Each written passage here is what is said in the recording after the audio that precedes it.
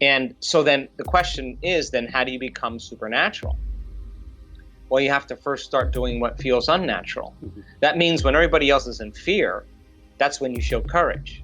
When everybody else is hostile and angry, that's the time to show love and compassion.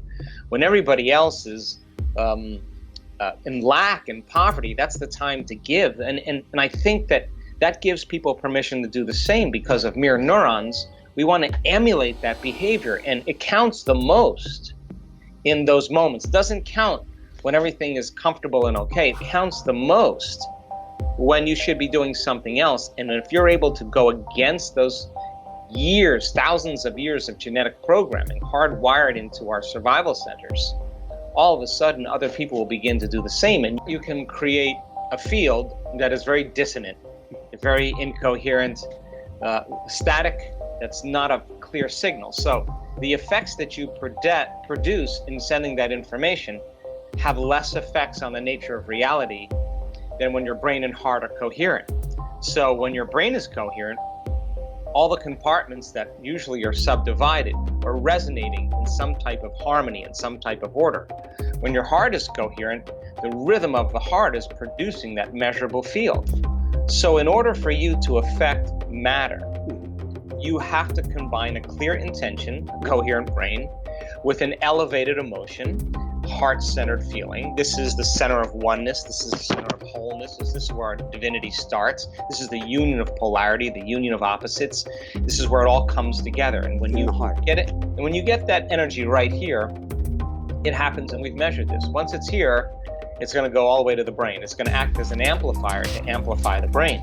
And when the brain starts to get super coherent, then it has very direct effects on the heart. So what's the relevance behind that? Well, once again, the signal that you're creating on a daily basis is going to either work in a constructive way or in a destructive way. And as an example, if you're walking around feeling sorry for yourself and suffering and feeling victimized, then you're actually emanating that signal into the field. And what you're saying is, bring me an experience equal to my suffering, but bring it in a way that I least expect, that surprises me and leaves no doubt that I've created this outcome. So in a sense, we're not punished for our sins, we're punished by our sins. And sin is an attitude. So then the opposite is also true.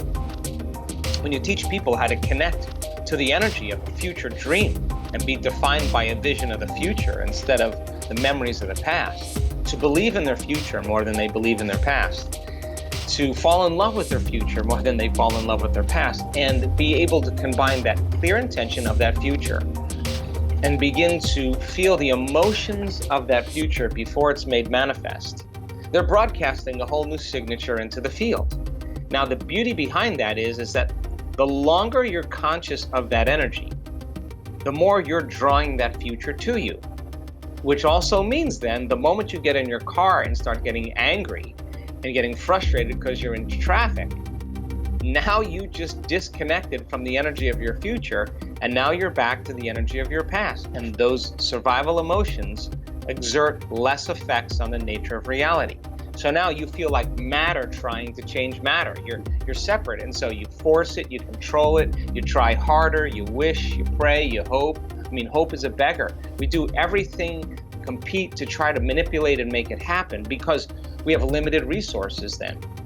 So then, when a person's able to sustain or maintain that modified state of mind and being, then the fun starts to happen because you start seeing those synchronicities.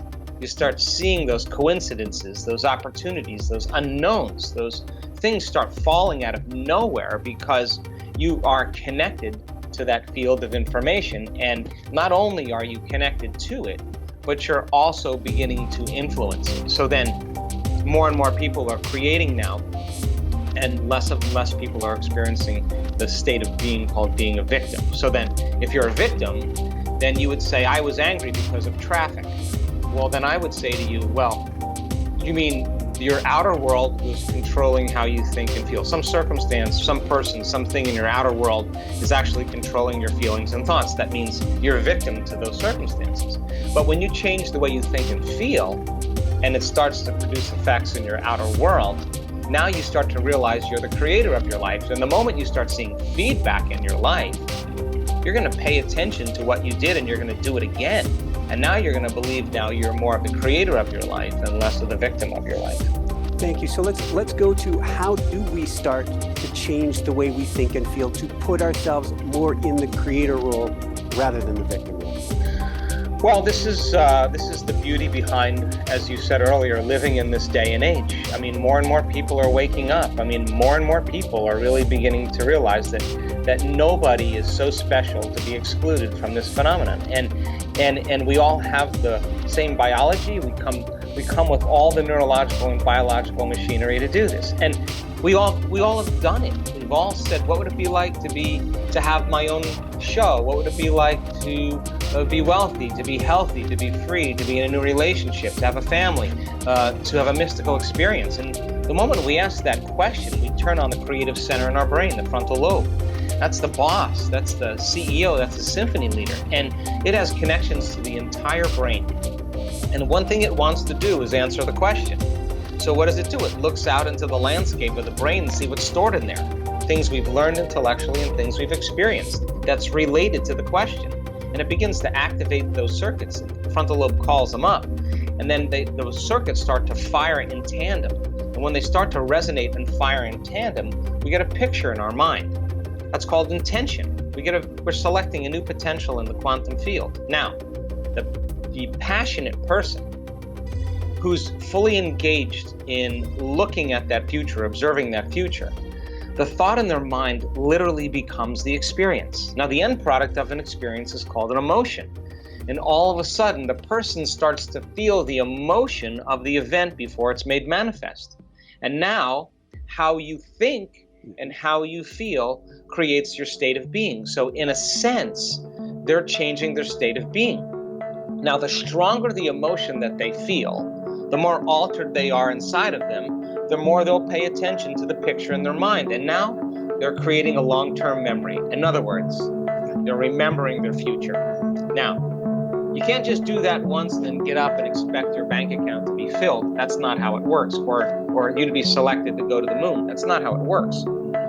You have to be able to maintain that modified state of mind and body, independent of any condition in your external environment, independent of the emotions or habits or hardwired attitudes that are subconscious programs that are stored in the body, and independent of time. And if you can, you will start to see those unusual events beginning to occur in your life. So then you become the scientist in your life. And so it takes training to teach people how to get beyond their past. And we know this because we've done enough workshops to know that the hardest part of a workshop that we do is the first day or two. Because people are coming, they're emotional, they've got problems, they have a lot of questions, they're overly analytical, they're stuck, and we just keep coaxing them past their identity, and sooner or later they start letting go, and when they do, now they're ready to create. Yeah. Well, most people like to wait for crisis or breakdown or trauma or disease or diagnosis to finally make up their mind to change. My message is, why wait? So you can learn and change in a state of pain and suffering, or you can learn and change in a state of joy and inspiration. I like the latter, and more people are getting that. So I don't really care, because people come to our events for all kinds of reasons. They're suffering from a disease, they have a mental health problem, they want to be richer, they want to be happier, they want to have a new job, a new career, a new relationship, they want to have a mystical experience, or they just want to prove to themselves they're creators and they're already affluent and wealthy in their lives, or happy in their lives. They just want more. So knowledge is the precursor to experience. The more knowledge you have, the more prepared you are for an experience. So then, how do we get more people out of living in their past and living in their future? Well, think about the hormones of stress. When you are under stress and that sympathetic nervous system is switched on, you're going to narrow your focus on the cause, whatever it is. So then as you narrow your focus on matter, if it's a person, it's an object, it's a thing, it's an animal, it's a place, all of your attention is being directed towards something in your outer world.